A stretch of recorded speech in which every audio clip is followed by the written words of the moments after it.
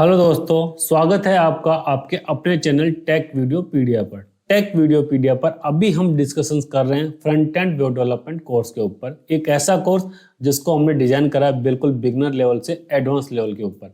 Beginner level से हम क्यों बोल रहे हैं? क्योंकि बिल्कुल स्क्रैच से डिजाइन करा हुआ कोर्स है, जिसके अंदर कि आपको ऐसी कोई प्रीरिक्विजिट नहीं है कि आपको HTML की नॉलेज होनी चाहिए या किसी पर्टिकुलर वेब डेवलपमेंट की टेक्नोलॉजी की नॉलेज होनी चाहिए। वेबसाइट्स के डिफरेंट कंपोनेंट्स के बारे में भी आपको पता होना चाहिए। ऐसा कुछ भी नहीं है, क्योंकि एक वेबसाइट क्या होती है, वेबसाइट डेवलपमेंट क्या होता है, वेबसाइट डेवलपमेंट में कौन कौन से कंपोनेंट काम में आते हैं, एक वेबसाइट के कंपोनेंट क्या क्या होते हैं, वेबसाइट के अंदर किस तरीके से डिफरेंट कंपोनेंट, सर्वर क्या होता है, क्लाइंट क्या होता है, TCP/IP क्या होता है, ब्राउजर क्या होते हैं, कि जितने भी कंपोनेंट यूज में आने उन सब के ऊपर हमने ब्रीफली स्टडी करा है अभी तक के हमारे कोर्स के अंदर। जिसके अंदर की HTML की जो कोर टेक्नोलॉजीज हैं, जिसके ऊपर HTML आती है, CSS एंड जावास्क्रिप्ट, तो सबके ऊपर हम डीपली स्टडी कर रहे हैं बिल्कुल स्क्रैच से। तो HTML के ऊपर अभी तक हम हमारा कंप्लीट कोर्स कर चुके हैं। नेक्स्ट फेज के अंदर हम आ चुके हैं CSS के ऊपर। तो अब हम स्टार्ट कर रहे हैं CSS के अंदर। CSS के अंदर भी कंटिन्यूसली जैसे हमने HTML के ऊपर काम करा था, उसी तरीके से CSS के ऊपर भी स्क्रैच से लेकर के एडवांस तक हम लेके जाने वाले हैं। तो दोस्तों, अभी तक हमने ये जान लिया है कि CSS क्या होती है, CSS कैसे लिखते हैं, CSS के अंदर कमेंटिंग कैसे करते हैं, CSS के अंदर सिंटैक्स क्या होता है, उसके अंदर सेलेक्टर्स कितने तरीके के होते हैं और उनको इम्प्लीमेंट कैसे करते हैं, और CSS के कितने तरह के टाइप होते हैं, मतलब कि CSS को लिखने के हमारे पास में कितने सारे प्रोसेस हैं। इतना सब कुछ जानने के बाद में हमने ये भी डिस्कशन कर लिया कि CSS को लिखना क्यों कंपलसरी है, कि CSS का यूज करना हमारे लिए क्यों कंपलसरी है अगर आप एक स्किल्ड डेवलपर बनना चाहते हैं तो। अब इतना सब कुछ जानने के बाद में हम CSS की एक अगली कड़ी के अंदर पहुंच जाते हैं, जिसको आज हम डिस्कस करने वाले हैं, CSS बॉक्स मॉडल। कि कहीं ना कहीं कि हर एक HTML एलिमेंट को हम बॉक्स की तरह शो कर सकते हैं, और एक बॉक्स के शो करने के साथ में उसके कौन कौन सी प्रॉपर्टीज अप्लाई होती हैं, जिसके थ्रू हम बॉक्स के पूरे लेआउट को सेट कर सकते हैं, वही आज के वीडियो में हम डिस्कस करने वाले हैं। तो अगर आप चैनल के ऊपर नए आए हैं तो चैनल को सब्सक्राइब जरूर कीजिए, ताकि आप अप टू डेट रहें हमारे कोर्स के ऊपर आने वाले हर वीडियो के साथ में। और वीडियो के लास्ट में अगर आपको लगे कि वीडियो बिल्कुल अच्छा इन्फॉर्मेटिव था, तो वीडियो को लाइक एंड शेयर करना ना भूलें, सब्सक्राइब जरूर करें। ओके, तो आइए शुरू करते हैं आज का वीडियो।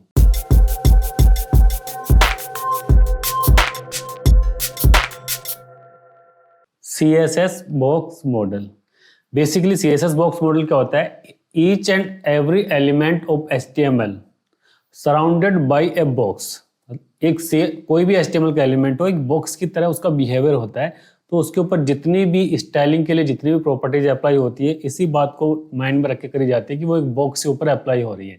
तो बॉक्स के ऊपर अप्लाई हो रही है तो उनकी प्रॉपर्टीज को किस तरीके से काम करें। मान लीजिए कोई भी एक एलिमेंट होगा, चाहे उसके पैराग्राफ हो, H1 टैग हो, div हो, चाहे सिमेंटिक HTML एलिमेंट हो, नॉन सिमेंटिक HTML हो, हर एलिमेंट काम करता है बॉक्स की तरह। और बॉक्स के अंदर किस तरीके से काम करता है कि बॉक्स मॉडल को किस तरीके से बोलते हैं? सबसे पहला जो बाहर का बॉक्स होगा, जैसे इसके अंदर ये बाहर का बॉक्स आ रहा है, जब भी हम किसी HTML एलिमेंट की बात करते हैं तो उसे मान लीजिए कि इतना स्पेस ऑक्यूपाई करके रखा हुआ है हमारे अकॉर्डिंग, तो उसके अंदर सबसे पहले जो आउटर एरिया के अंदर जब आती है, ये जो एरिया आएगा उसको बोलते हैं मार्जिन। अब जब आप इस मार्जिन को 0 कर देते हो तो ये जितना भी स्पेस हमें दिख रहा है ये सब गायब हो जाता है चारों तरफ से। और अगर मार्जिन जितना बढ़ा दे तो 10 पिक्सल 20 पिक्सल, उसी के अकॉर्डिंग वो स्पेस अपना ऑक्यूपाई कर लेता है। मार्जिन जब निकल जाता है उसके बाद में आती है बॉर्डर प्रॉपर्टी। बॉर्डर की प्रॉपर्टी मतलब कि जो भी आपने कोई भी एलिमेंट है उसको शो करा है, तो उसका बॉर्डर डिस्प्ले के अंदर आएगा इस तरीके से। जितने भी आपने पिक्सल को उसकी विड्थ दे रखी होगी कि 10 पिक्सल है, 5 पिक्सल है, इसको हम आगे डिटेल में डिस्कस करेंगे किस तरीके से काम कर रहा है। उसके बाद में आता है कि ये तो आ गया हमारा एक्चुअल एलिमेंट, जो भी जैसे मान लीजिए पैराग्राफ हमने बोला, तो पैराग्राफ का बॉर्डर हमने जो बोला 5 पिक्सल, तो 5 पिक्सल का तो उसने ये ऑक्यूपाई कर लिया अपने पास में स्पेस, कि इसके अंदर तो आप कुछ नहीं कर सकते, तो उसका बॉर्डर फिक्स हो गया। जैसे मान लीजिए इसकी बाउंड्री वॉल खिंच गई है और इससे ऊपर जो मार्जिन है वो बिल्कुल ट्रांसपेरेंट तरीके से है, उसके ऊपर कुछ दिख नहीं रहा है। इसके बैकग्राउंड के अंदर जो भी रहा होगा वो सारा का सारा उसके ऊपर दिखेगा, लेकिन इस पैराग्राफ के ऊपर जो चीज अप्लाई करके थी वो यहाँ पे नहीं दिखने वाली है।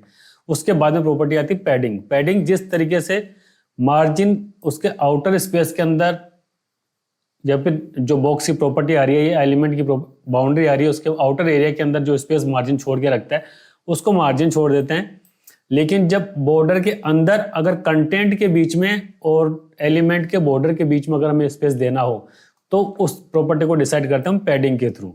तो जैसे मान लीजिए इसकी विड्थ एंड हाइट इस तरीके से हो गई, ये पूरी विड्थ हो गई है और ये उसकी हाइट हो गई है, लेकिन अगर हमने उसकी पैडिंग दे रखी है तो जितनी पैडिंग आ रखी है उतना स्पेस ये वापस से ब्लैंक चला जाएगा और बिल्कुल ट्रांसपेरेंट के अंदर चला जाएगा। जो एक्चुअल एलिमेंट है उसका कंटेंट डिस्प्ले करने के लिए हमारे पास में केवल और केवल इतना स्पेस अवेलेबल होगा। तो इस तरीके से CSS का बॉक्स मॉडल काम करता है, जो कि each and every HTML element के ऊपर अप्लाई होता है। अभी किस तरीके से क्या होता है कि क्या बोलते हैं, सबसे पहले आता है content, the content of the box where text and images appear. Basically किसी भी कंटेंट को शो करने के लिए आपके पास जो स्पेस अवेलेबल होता है उसको हम बोल देते हैं कंटेंट ऑफ द बॉक्स, जो कि किसी भी HTML एलिमेंट का अलग से होता है। उसके बाद में आता है हमारे पास में पैडिंग, सबसे इंटरनल पार्ट आ गया कंटेंट। कंटेंट के जस्ट बाद में आती है पैडिंग। पैडिंग का मतलब होता है clear an area around the content, the padding is transparent. जो हमने कंटेंट उसके अंदर डिस्प्ले दिया कि कोई टेक्स्ट है, चाहे इमेज है, चाहे वीडियो है या ऑडियो है, जो भी है, उसके ऊपर अगर हम पैडिंग दे रखी है तो उसके चारों तरफ का जो स्पेस आएगा वो बिल्कुल ट्रांसपेरेंट वे के अंदर बिल्कुल क्लियर रहेगा कि उसके ऊपर कुछ भी आपको दिखेगा नहीं। पैडिंग को निकलने के बाद में आता है बॉर्डर। बॉर्डर जो कि डिफाइन करता है उस पर्टिकुलर HTML एलिमेंट की बाउंड्री वॉल को, कि ये इसका बॉर्डर है। जितना आप बॉर्डर की साइज देंगे उसके अकॉर्डिंग उसकी विड्थ बढ़ती जाती है। बॉर्डर निकलने के बाद में जो लास्ट में आता है वो आता है हमारे पास मार्जिन। मार्जिन का मतलब जो HTML एलिमेंट की बाउंड्री से बाहर का स्पेस है और किसी दूसरे HTML एलिमेंट के और इस HTML के बीच के जो दो HTML एलिमेंट के बीच का जो गैप आएगा उसको मेंटेन करने के लिए हम मार्जिन देते हैं। अब मार्जिन हो गया, कंटेंट हो गया, पैडिंग हो गया और बॉर्डर हो गया। तो अल्टीमेटली कोई भी HTML का एलिमेंट आएगा उसकी टोटल विड्थ कितनी होगी कि वो कितना स्पेस ऑक्यूपाई करेगा।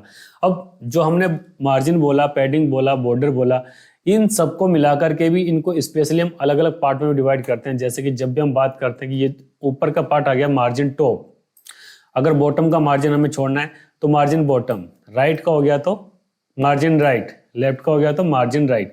ये जो हमने प्रॉपर्टीज बोल रखी हैं अलग अलग से, सब प्रॉपर्टी हम अलग अलग से डिफाइन कर सकते हैं। जैसे अगर किसी बॉक्स का टॉप का मार्जिन हमें 5 पिक्सल देना है, बॉटम का मार्जिन हमें 20 पिक्सल देना है और लेफ्ट का मार्जिन हमें -10 देना है और राइट का मार्जिन 0 देना है। तो हर प्रॉपर्टी को हम अलग अलग तरीके से सेपरेट वैल्यू असाइन कर सकते हैं, ताकि आप जैसा आप अपना एलिमेंट को शो करना चाहते हैं वैसा एलिमेंट आपको डिस्प्ले के अंदर आए। जिस तरीके से मार्जिन के अंदर चारों प्रॉपर्टी होती है, टॉप, बॉटम, लेफ्ट, राइट, उसी तरीके से बॉर्डर की वो होती है top, bottom, left and right. Same padding भी होती है, padding top, padding bottom, left and right. लेकिन जब कंटेंट लिखते हैं तो विड्थ आ गया, ये एक्चुअली में जो हमारा कंटेंट डिस्प्ले आएगा वो विड्थ तो इतनी हो गई और हाइट हमारे पास में इतनी आ गई। लेकिन एक्चुअली के अंदर जो पूरा का पूरा एलिमेंट आ रहा है, जो इतना स्पेस हमारा स्क्रीन के ऊपर ऑक्यूपाई कर रहा है, वो कितना होगा, margin left plus border left plus padding left plus content area की width plus padding right plus border right plus margin right. ये जितने हमारे पास में एलिमेंट दिख रहे हैं 1 2 3 4 5 6 7, ये 6 के 6 जितनी विड्थ के साथ जितनी पिक्सल होगी, टोटल ओवरऑल उस एलिमेंट की विड्थ हमारे पास में उतनी ही आएगी।